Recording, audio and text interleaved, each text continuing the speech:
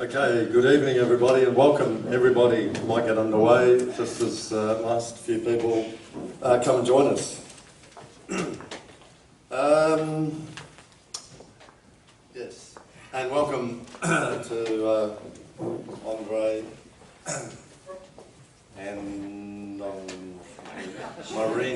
Marina, sorry, and Lada, isn't it? Young Lada here. That's 3/4 of the family. We're missing.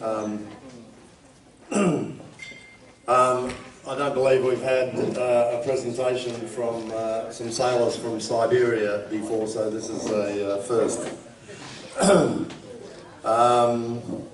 I'd just like to say a little bit quickly about how it came about, actually, because they cruised in here in their Russian yacht, Lady Mary, and then the COVID times hit.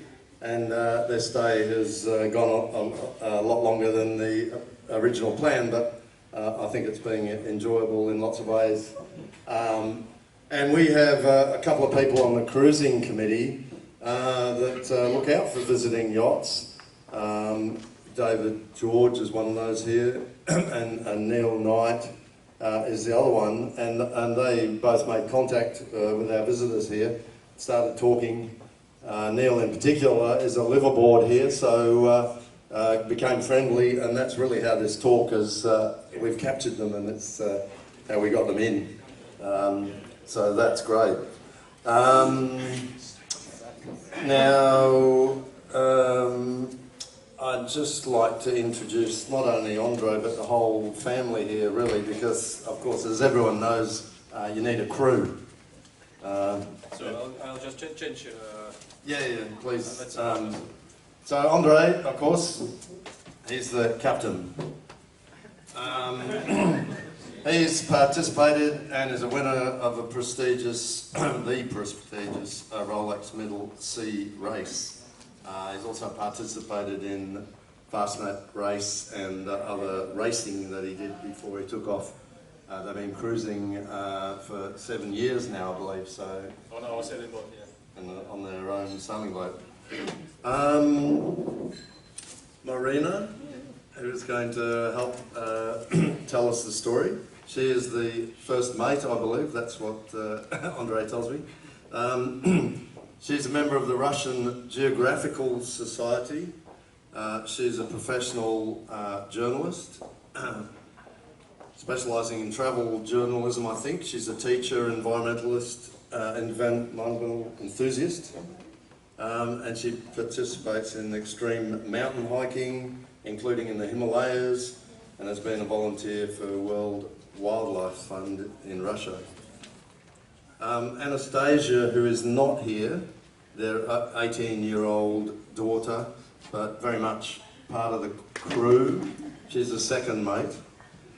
She has marine experience, 40,000 nautical miles travelled, experience in high latitudes, 10,000 nautical miles in high latitudes, including Antarctic ice. And she's a travel blogger, and she's a certified day skipper by the Royal Yachting Association. Lada here, 8-year-old.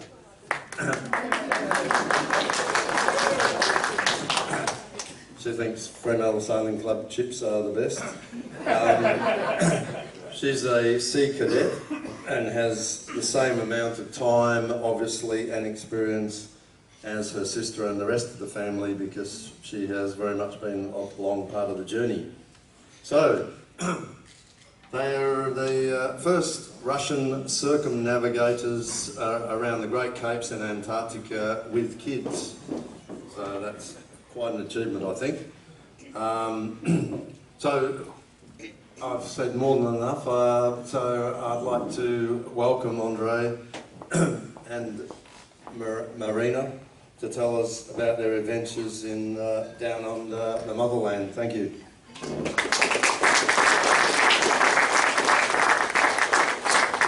Thank you, Steve.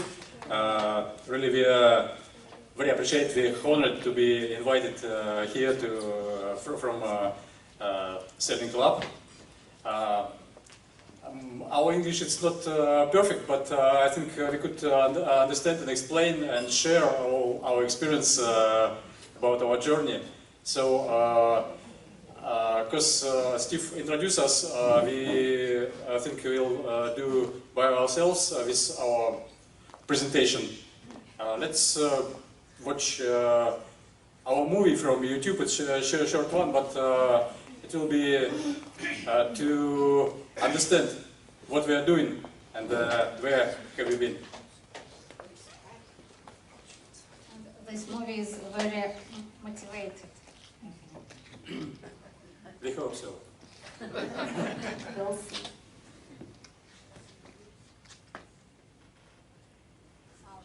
Oh, check sound. А им нет. И они обязаны быть лучше. А если человек решил жить по мечте, вдвойне обязан. Потому что большинство жить по мечте трусит.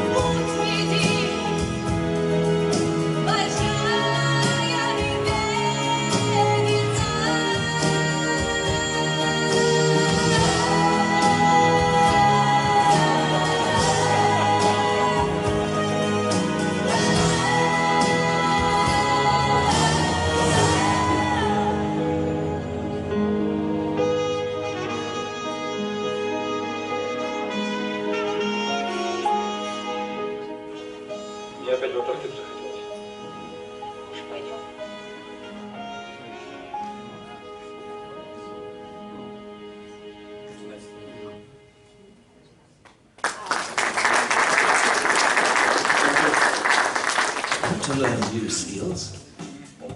Visit Google. Let's not. Sorry. We when I am watching this movie, I don't believe that it was 1 year ago, really. And of course, I'm sorry for my English, for some mistakes in presentation. Please, I have a language barrier, and maybe it is the reason why I don't know many of us. Because I usually keep silence and only Andrey speaking and communicate, because I'm shy really. And for me, it's difficult to tell you about our trip, but it's necessary to do. Okay, this is the road of our. I need a stick. Okay.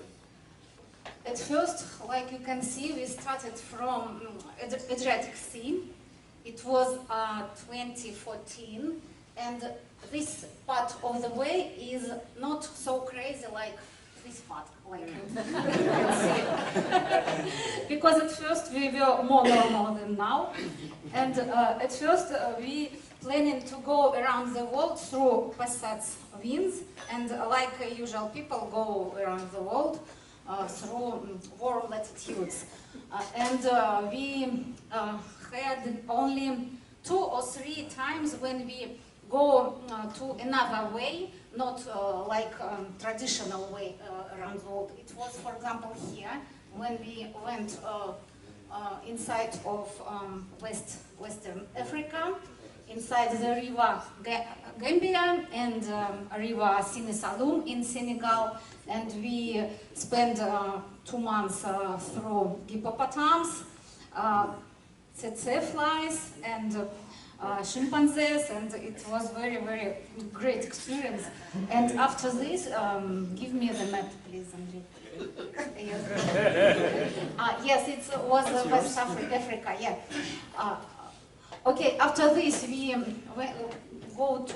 went to Cape Verde, and it's interesting experience when you come to Cape Verde from Africa.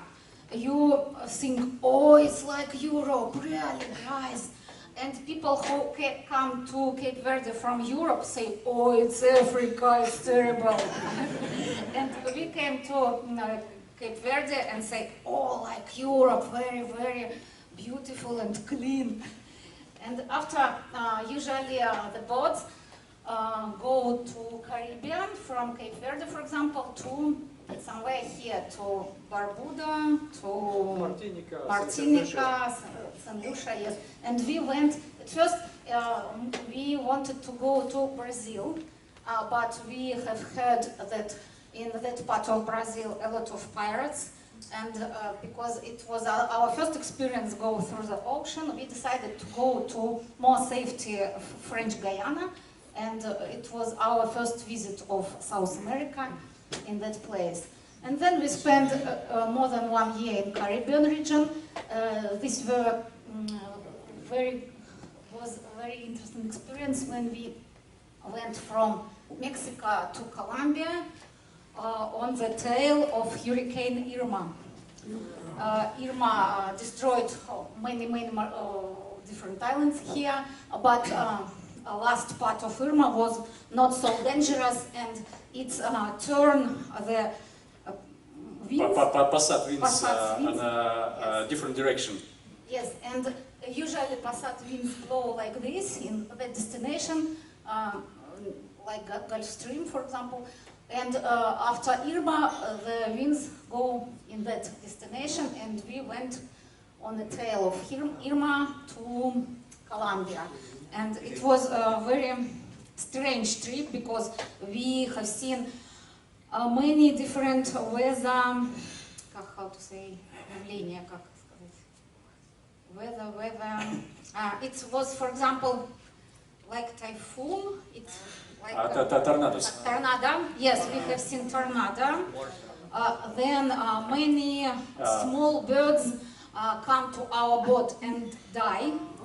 After hurricane. After hurricane, I think it was, yes, they were gone with the wind from their lands, and they can go to our boat by the wind, and half of 15 birds die on our boat, and it was very sad. And then we watch lichens, but they growing from top to bottom. Yeah. Yeah, and Not from this direction, not to the ground, but from top to bottom. all the have like a river system or like vines. Not vines. Yes. Yes, system. Yes, and it was very interesting. And we were a rainbow, rainbow in that time. Yeah. And after this, we went through Panama Channel and to Galapagos. And in this point of the sea, usually all the boats go to Marquises. It's a main direction when all boats go. But we went to Easter Island, and it's not usual because only 30 boats in the year go to Easter. Because 3 weeks you must go against wind. Wind usually is more strong than you want. And after 23 days we came to Easter, and Easter Island is it hasn't a base around of this perimeter. And every 3 days you must change your position because the wind is changed, and you stay 2 or 3 days. Then you go on the next side of the island and you stay there 3 days, and you live there like in the ocean, but you cannot use the glass. For example, you use only plastic dishes and plastic cups because you feel really like in the ocean near the Easter. And we stood there about 1 month. Almost 1 month, yeah. Almost 1 month, yes. It's At least 10 times change anchorage around the island. Every 2-3 days you have a trip around the island, yes. And not every day is possible to land in because waves and so on. Yeah, and the second place, like Easter, was Pitcairn Island. I think most of all of you know about Pitcairn because it's a British story. Yeah, in Russia, not many people know about Pitcairn. It's an island of bounty where the bounty mutineers found the shelter from society, British Navy. from British Navy, yes. And they, after the mutiny, they went from Tahiti to Pitcairn, and they were very lucky because the Pitcairn was pointed on a map in a wrong place at first, and about 200 miles east. And it was very good for mutineers because more than 20 years nobody can find it.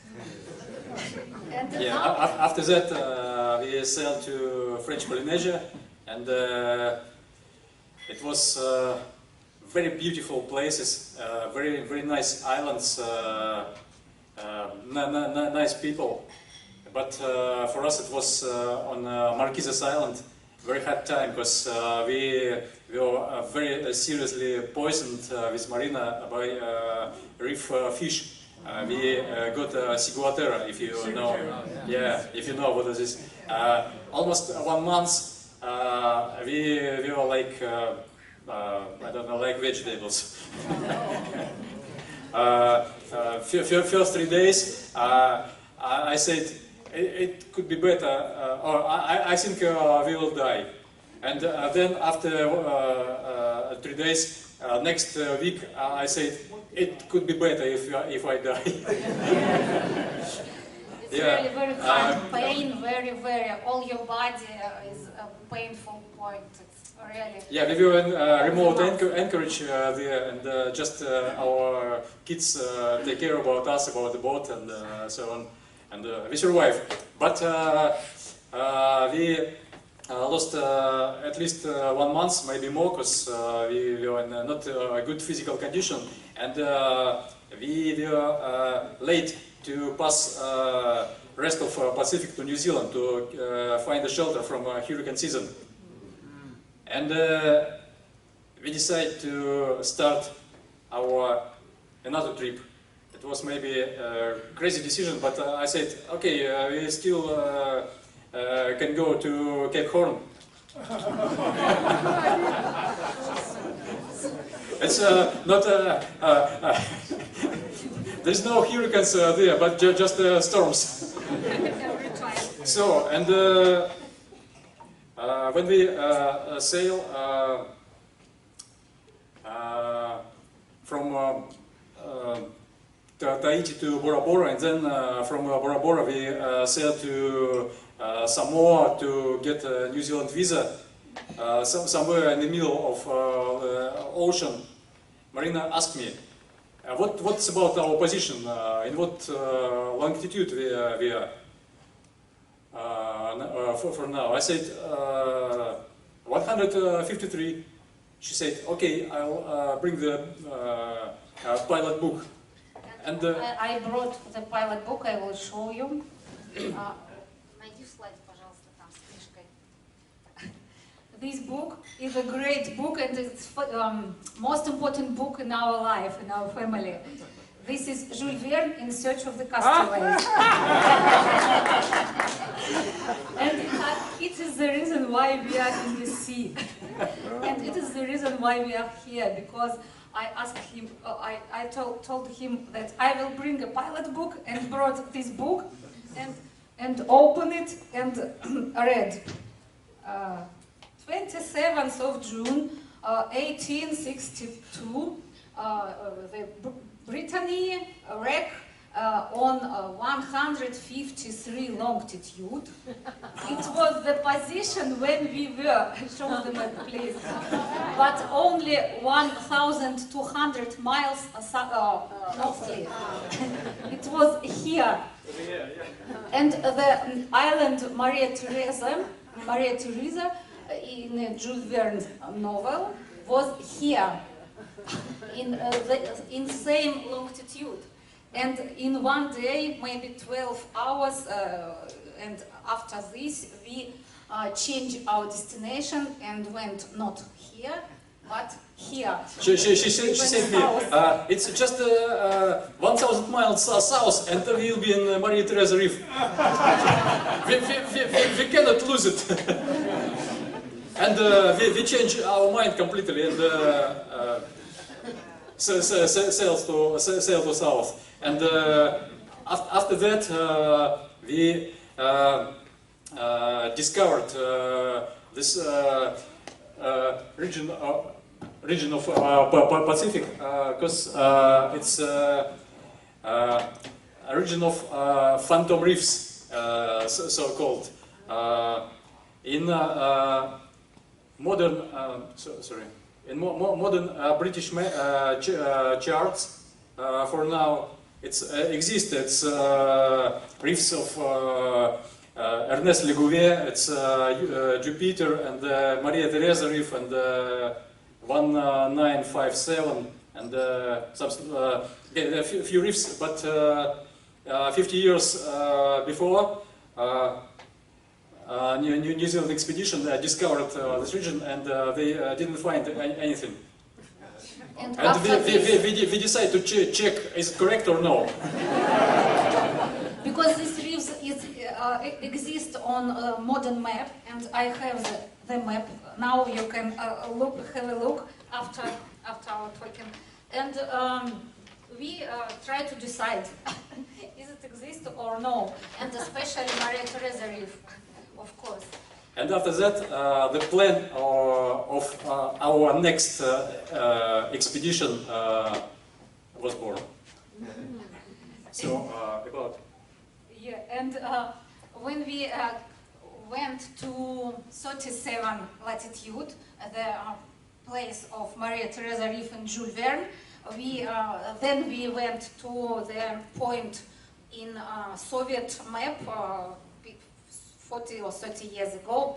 Every time coordinates is how to say correct, changed, not change, correct. Correct. Because modern navigation system, it's necessary to correct some points. For example, if you 200 years ago you find something in the sea, now you have special navigation and modern navigation, and you can correct the coordinates. And now we, in modern maps, sorry, yeah, in modern charts, the coordinates of reefs, it's a little bit different from very old maps. And we check 3 points of Maria Theresa reefs on 37 latitudes. And after this, we went through Nemo Point. It's the most, Andrey will show you. Nemo Point is here, somewhere here. It's a point of the pole of inaccessibility. It's most farthest point from every land in the world, and it is the place from where yes, Nemo Point, yes. And show me the text, please. Wait. Yeah. It's it's a destination to nearest lands from here in kilometers. And we spent the New Year holiday. And we went New Year 2019 in a Nemo Point, in this point. Exactly. Yeah. What some information about Nemo Point. And we decided to go through this point. And when we were there on a New Year holiday, we asked the Santa Claus, just tell them don't throw out any waste for this point, because really all the space garbage they pass away here. Yeah, because it's farthest point in the world, the space garbage fall down in this point.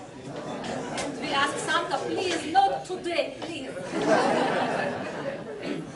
So. And after this, after 19 days, we went to Cape Horn. Cape Horn is the Everest of yachtsmen, and it is the most difficult and most stormy place in the world, because in the Drake Passage, all the water from Pacific to Atlantic went through very small... Drake Passage? Yes, a very small... Here is about 600 miles to Antarctic, and all the ocean with the wind go through this this place, and every time there is a very bad weather every time. Sometimes you can find the window maybe 1 or 2 days. In the days, the seamen called Drake Passage Drake Lake. But it's very, very seldom situation. Usually the cyclones go on like this. From clockwise direction. Yeah. Yes, from Pacific to Atlantic. Yeah. And it's necessary to go through Cape Horn to find, to wait good weather. And we usually went like I need the map. Chart? Okay. And if you see that here you would be in a 50 knots, for example, you go there and a little bit wait and go like this. And we pass this place about 8 before. Yeah. About 8-9 before winds. It was no normal winds for this region. About 30 knots, 30-35 knots of wind, and it's usually wind. This weather in a Drake Passage, it's a very calm weather. It's a working weather for the sailors. Yeah, working weather. And when we go through the Cape and arrived to Puerto Williams, it's the most southerly village of Chile. Of Chile and of the world. And then we met there some polar captain, for example, 2 Russians, famous polar captain. And after a conversations with people who go to Antarctica with tourists, and they do it 4 times in a season. For example, yeah, they usually do trips to Antarctica with some tourists, about 10 people, for example, by a sailing boat, 3 or 4 times in a season.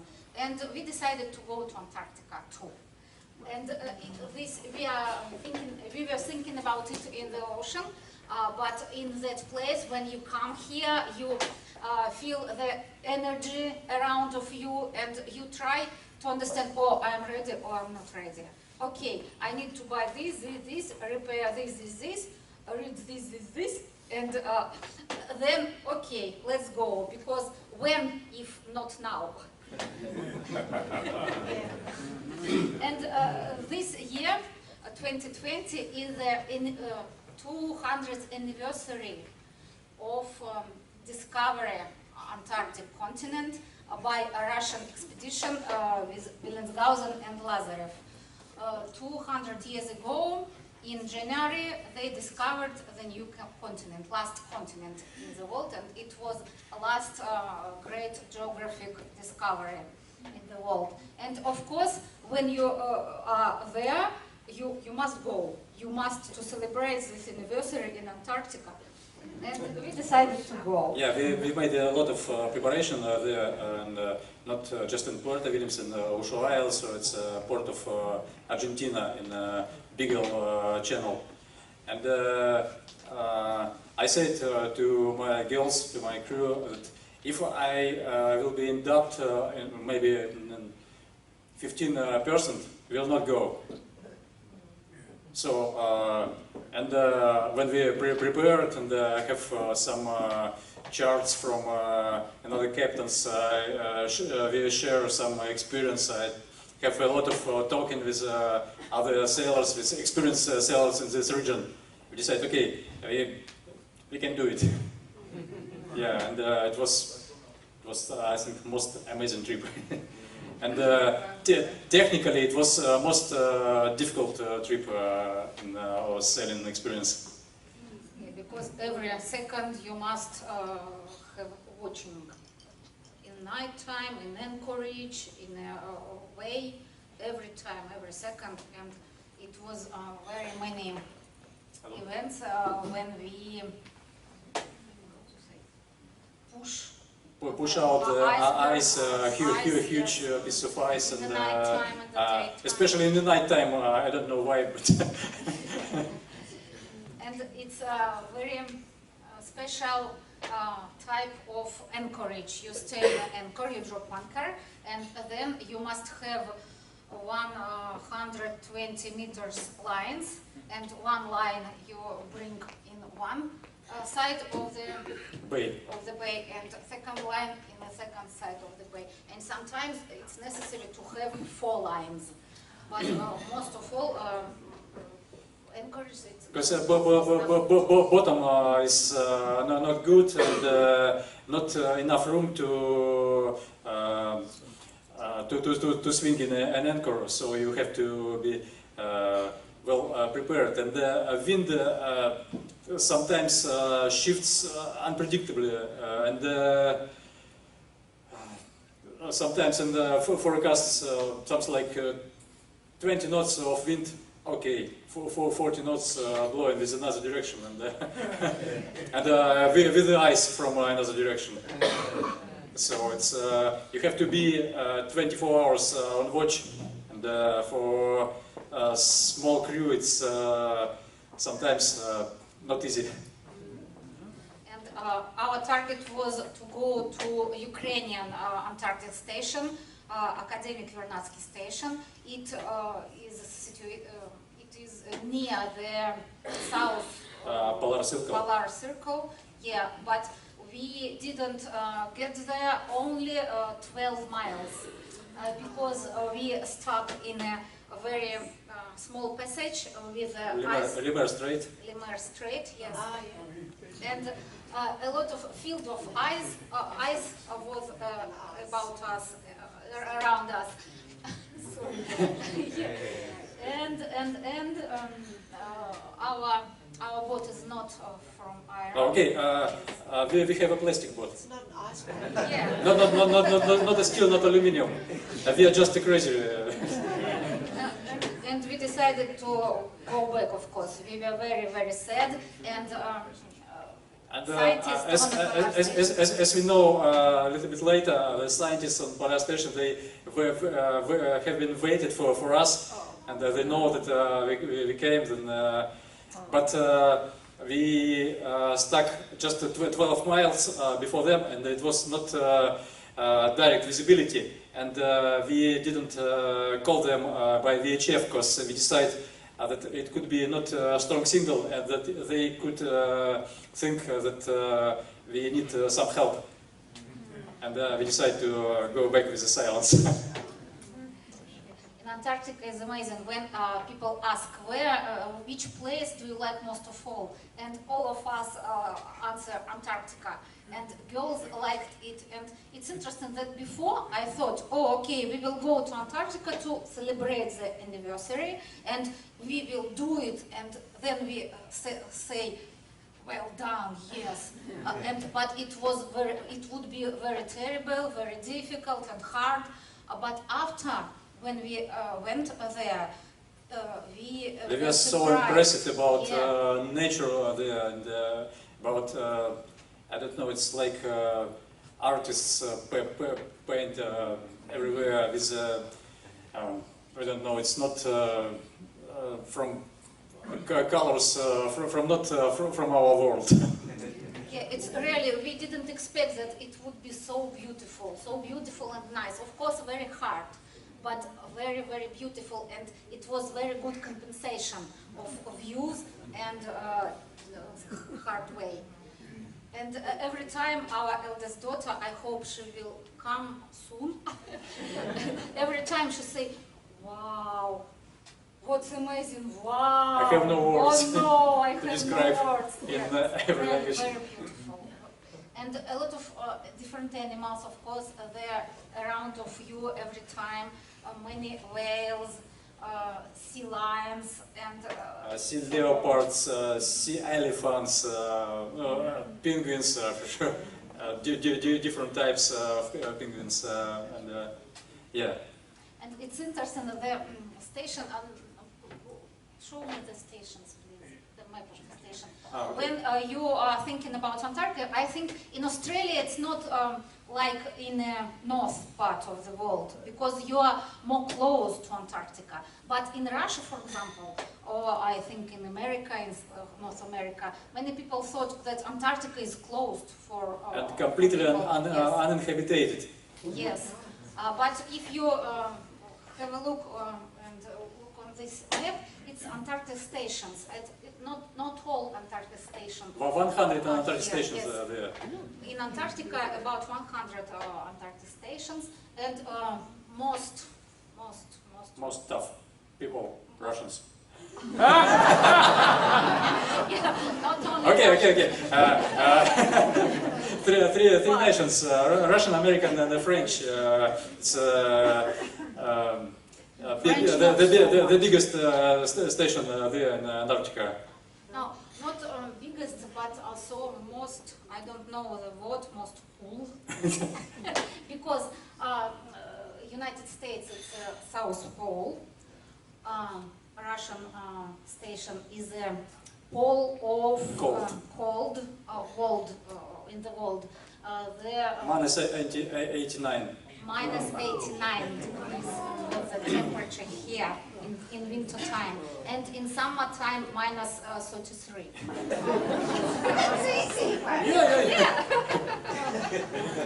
Yeah, and most seriously serious polar station is Russian, American, And the French. And Chinese. Chinese.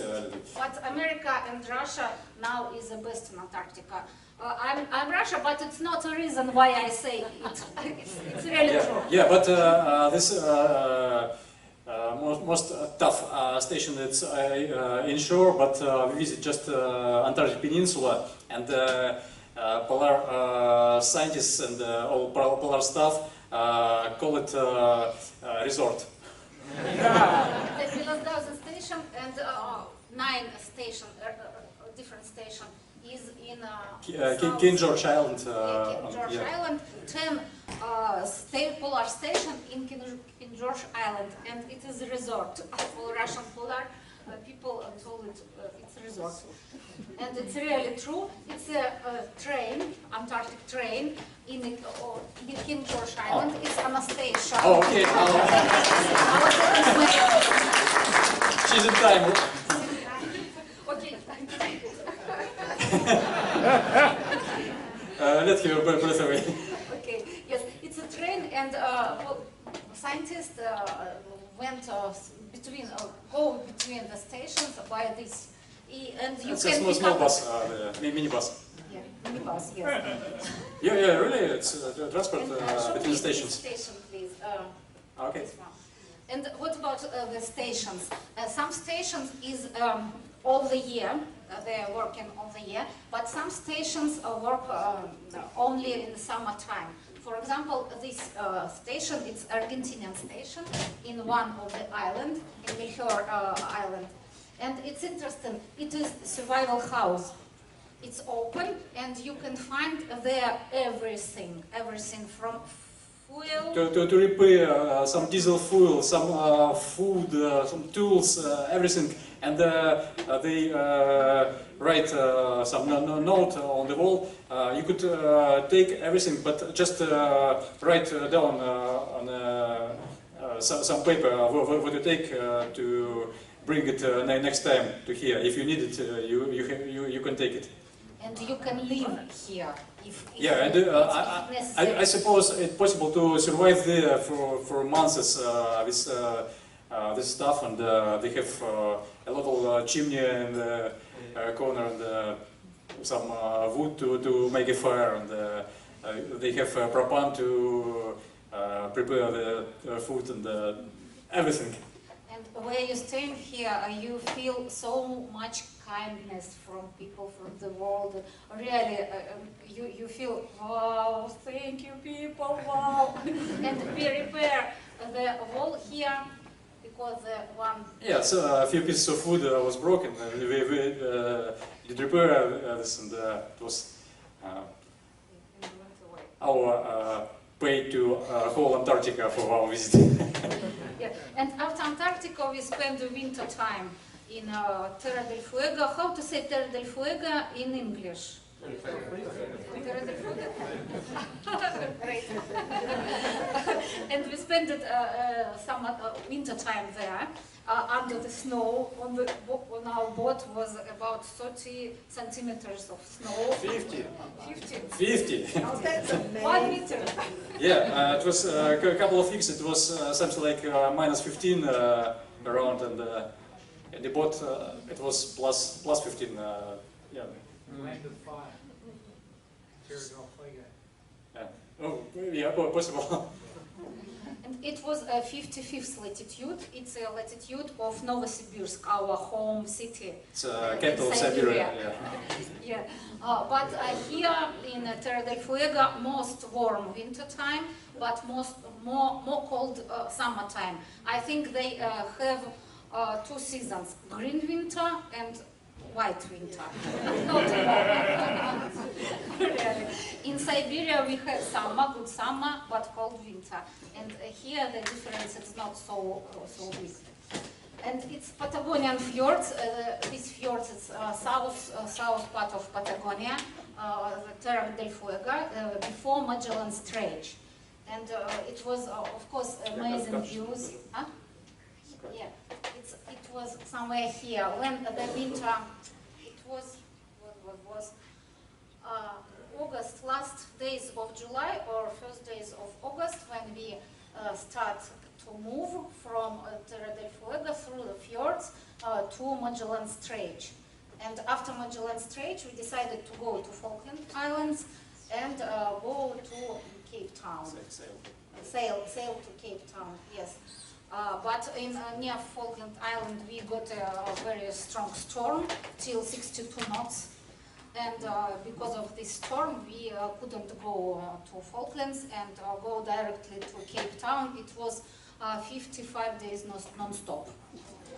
No, we stopped for two nights near the Tristan da Cunha island.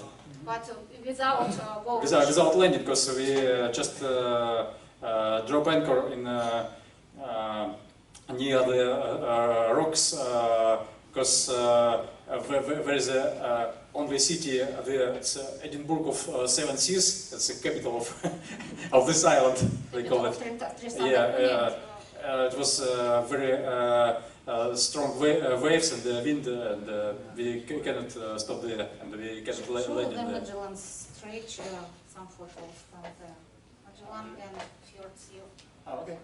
Okay. It's Magellan Strait. I think in this way stood the Magellan floats 500 years ago. This year is very Rich for anniversaries. Because 200 years of discovery Antarctica and 500 years of discovery Magellan Strait. In October and November, it would be a time when Magellan went through Magellan Strait. And he needed 38 days to go through Magellan Strait. But now, of course, you can do it for 2 or 3 days.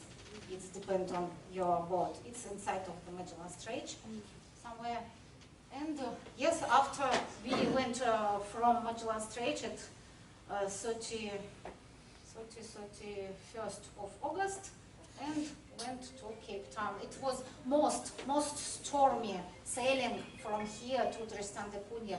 Almost 1 month. Every day you have storm. Every day from 8 Beaufort. Yeah. How to say 8 Beaufort. From 8 Beaufort to 11 Beaufort. It was very difficult because after 2 weeks of storm you say, oh, please give me 1 day, only 1 day. Just of calm. Yes, just of calm weather of 7 Beaufort. And in Cape Town, we, not only in Cape Town, in South Africa, we spent 3 months and we went around the second Great Capes, the Good Hope Cape, and we went around it from west to east and then from east to west, and after we went to Australia. At first we wanted to go here. It's 37 latitude, the way of Captain Grant's heroes. But we decided to go southly and wanted to visit Kerguelen Island. And we didn't want to go to landing, to land. Yeah. Maybe to I landing, hope maybe you not. understand. Yeah. And but we have had very many. A lot of things to repair on the boat. Yeah. Because after first storm, we got first storm somewhere here, and some sea water went inside of the boat. Through the place where the shaft going into the hull. Yeah. And starter of engine was with salt water, and the engine doesn't work. So our heater doesn't work because of it. Oh, no. Yeah, but it was 47 degrees south, and at the daytime it was something like plus 10, plus 7 degrees outside the boat. Inside plus 7. Yeah, okay. Outside and inside, and same. Yeah, it was same. And Yeah, in and the morning you get up in the morning and say, oh, okay, plus 7, and you have no heater. And we decided don't go to Kerguelen after this. And it was to common understanding. Not every day it's possible to go to engine room to repair the engine because waves and wind and so on. So I wait, for example, 5 days, then open the engine room, try to repair something, repair the starter, turn on engine. Oh, okay, it's working. the next day engine doesn't work, but I have to wait the next 5 or 7 days because we knew almost how many, I don't remember, maybe 35 days we sailed without engine. And yeah, we have solar panels to get electricity to charge batteries and so on. But without engine, we decided it will be dangerous to enter to Kerguelen waters, and could be too cold because it's 49 degrees. And I got a weather forecast with the temperature. It was something like +3 or +4. And we sailed on somewhere on 40, maybe 40, 42 degrees. Yeah, something like this. 45 degrees. Yeah. Finally, I managed to repair the starter to engine maybe 500 miles before Australia. Yeah, so, but we were very lucky because we cannot stop there, because after we came to Australia, after 1.5 days, borders became closed. Yeah, we arrived at 18th of March, and 20th of March the border closed.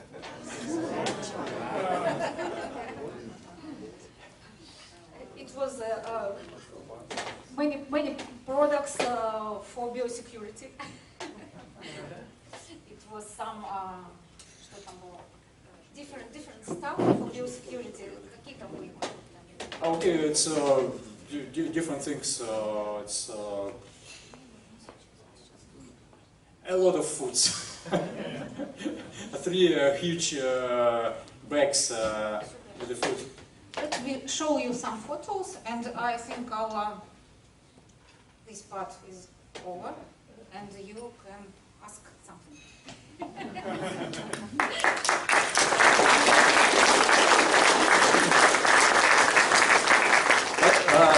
But I have to tell you, if people ask me, do you speak English? I said, yeah, I speak English, but I understand nothing. So it's just a joke, but if you have any questions, please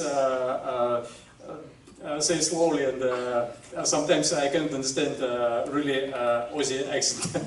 Sorry. I could speak Russian, but it will be useless here. Okay, I'll show some photos. Oh, okay, no questions. Let's go drink beer. Marina.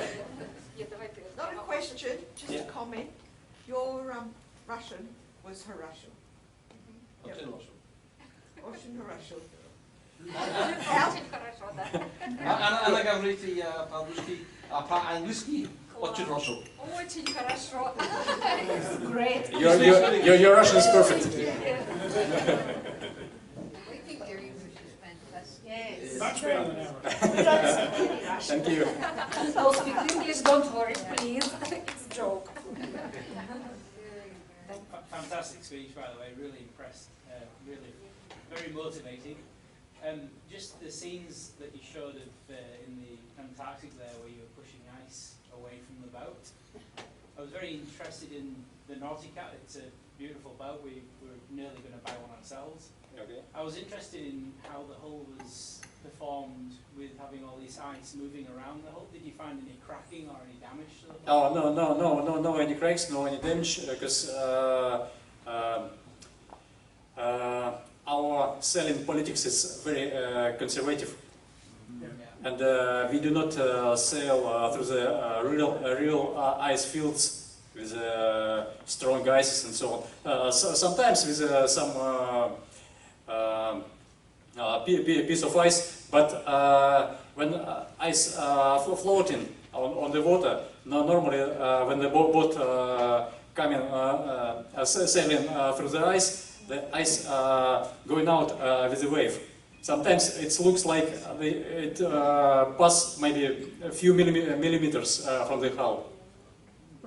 Yeah, so sometimes it could kiss you both, but not serious, because really Nauticat has she has a very strong hull, and it was no any doubts about maybe dangerous or something like this in this area. Thank you. Thank you. Marina, how did you cope with the kids' education? We use homeschooling. Maybe Anastasia will tell you.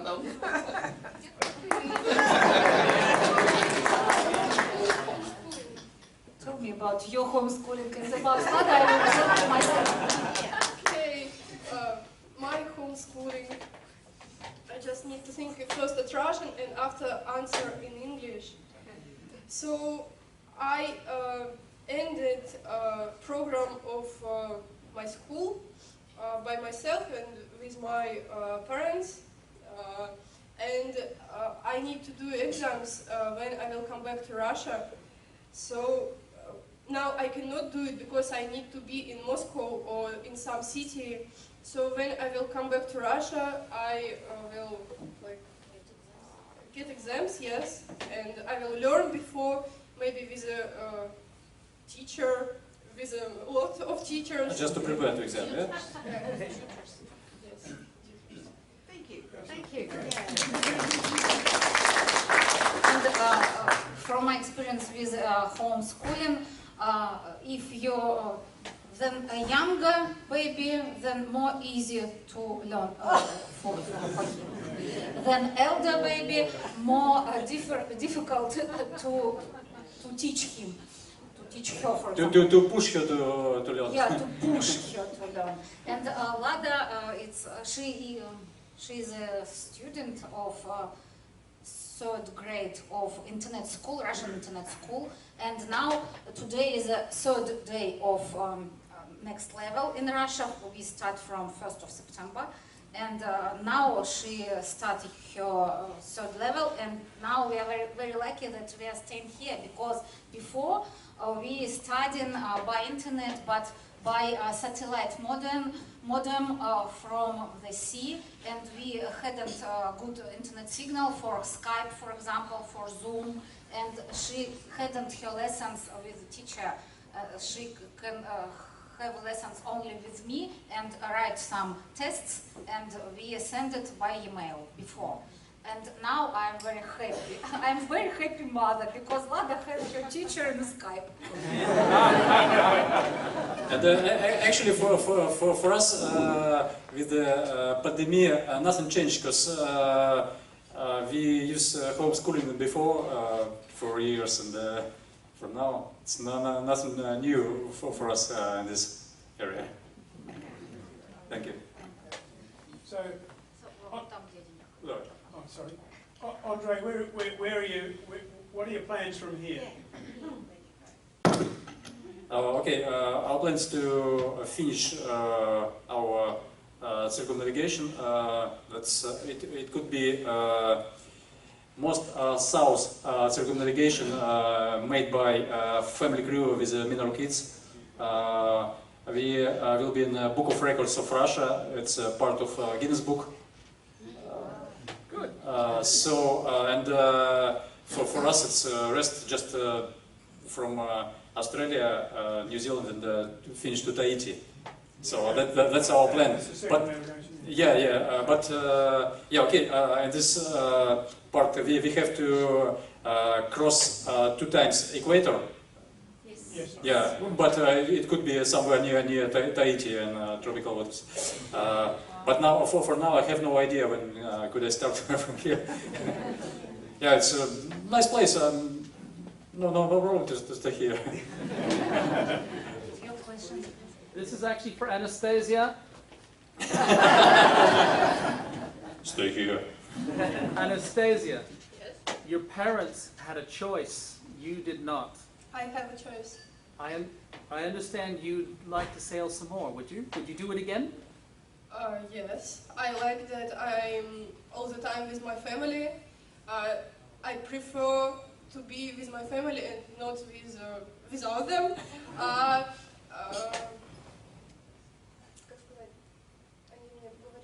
few times. We asked her maybe you want to. They asked me maybe I want to live in Russia. My grandmas asked me, our close friends tell that I can live with them, and but I said that I want to be my childhood and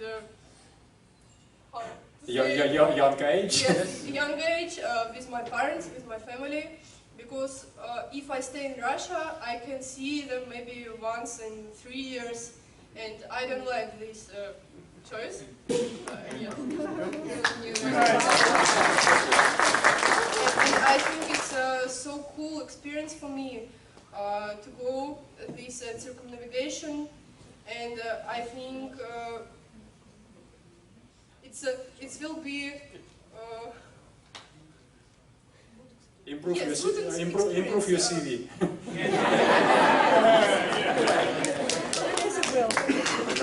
Marina, can I ask the family as a general, how much media are you getting in Russia? On the TV. News. Not so many. Our comrades are. Yeah. Are you getting any media in Russia as to what your achievements are? Okay.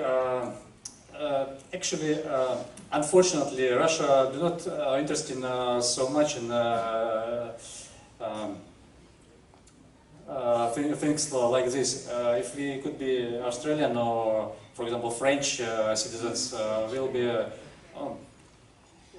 without false modest national heroes. But yeah, but in Russia it's a different situation. Maybe different sports in government support. Yeah, but at least we'll be in Book of Records. But a couple of times we were in main Russian TV, first channel and first Russian channel, and some experience in local TV in Siberia. And we have an internet blog, and I hope it will be rise more and more.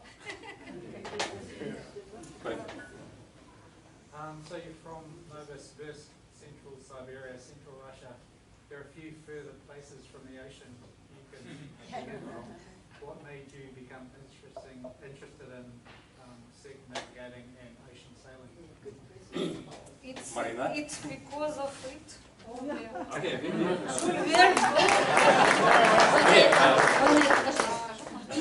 When I read this book first time, I was 8 years old.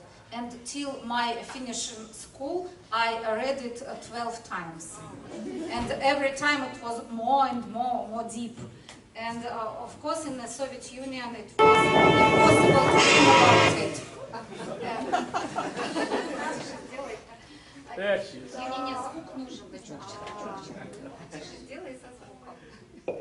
It is a story in Russian, but Andrey will translate something, I think.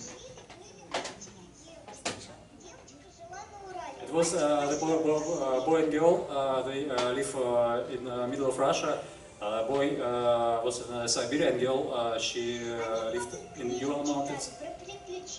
They used to read a lot of books about discoveries about travels and so on. And the girl she read the book about a captain who wrecked in uninhabited island, and he bring the letter on the bottle and throw out in the ocean. And in this letter, it was position of his wreck, and kids of this captain try to find him. It is a story from the novel by Jules Verne. And the boy and girl grew it up and became adults, and it was two girls were born with this couple, and they decided to go to the ocean and find this mystical island where Captain was wrecked.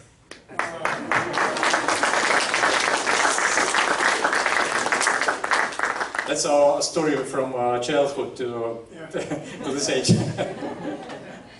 And when we became adult, we lived in Novosibirsk and we worked hard in the office. It was usually office life. But Anastasia, she was 1.5 when she became ill very, very much.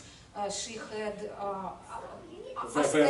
very serious asthma, yes. very serious stage. And it was very hard problem with her breath, and we decided to change our relations between of us, and we changed our position in Siberia, and we went, at first we wanted to go to Moscow for living and working, but from Novosibirsk we went to a village in Siberian mountains, Altai mountains, and we built the house there, and in the village she felt better.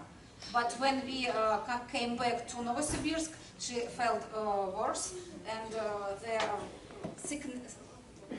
We had to go back to the mountains. Yeah, and then we started to travel to Southeast Asia, and we spent 7 winters in Thailand and around. And one time in a small island called Lipe in Thailand, we found their paper on a coconut tree. And it was, they wanted the crew to the small sailing boat. We wanted 2 or 4 persons, and we share the expenses. And we sail around Philippines and so on. And we look at each other and said, "Is it possible?" Yeah, we travel. Because we didn't expect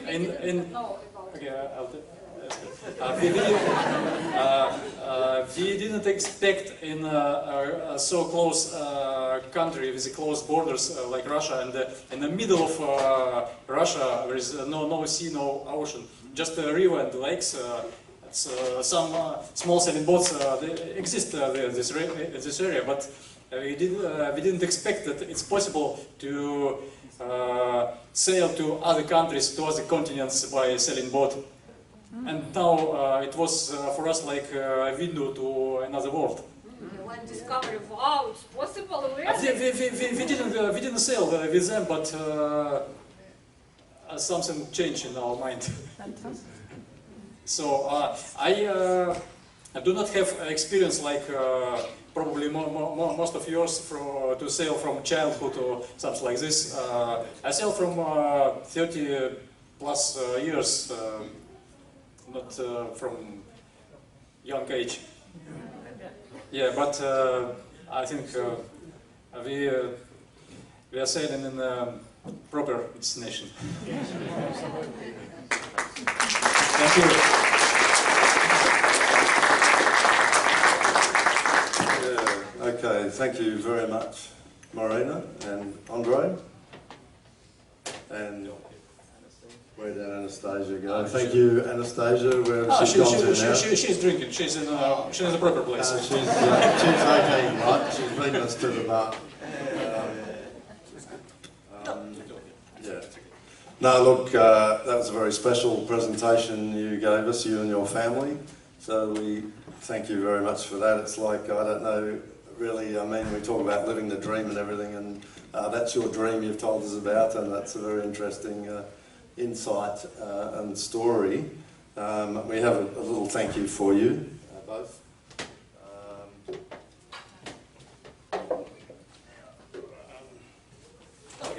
Give me no. Ladies, Marina, thank you. Thank you very much.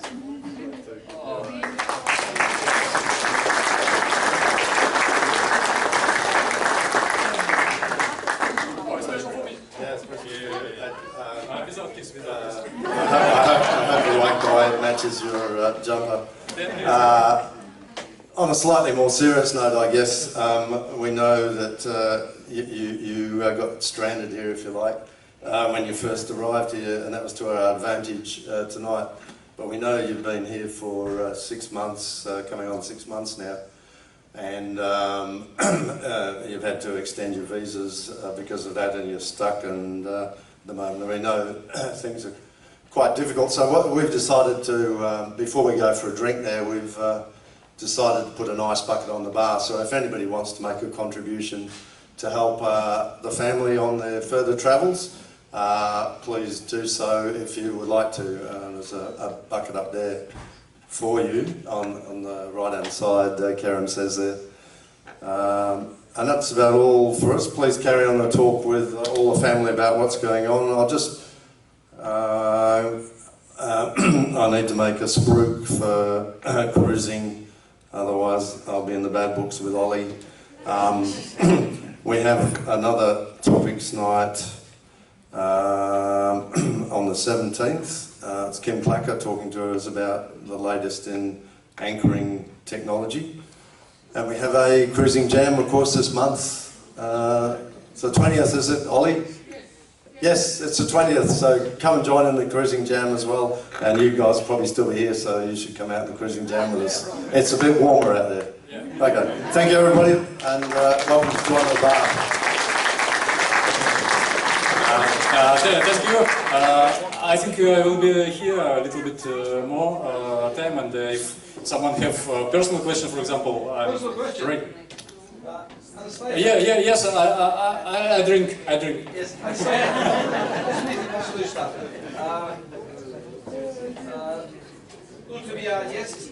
Australianski, Harry. Have you found an Australian boyfriend? Still no. Your Russian is very good. Really. That's what Lada said. Thank you. Thank you very much.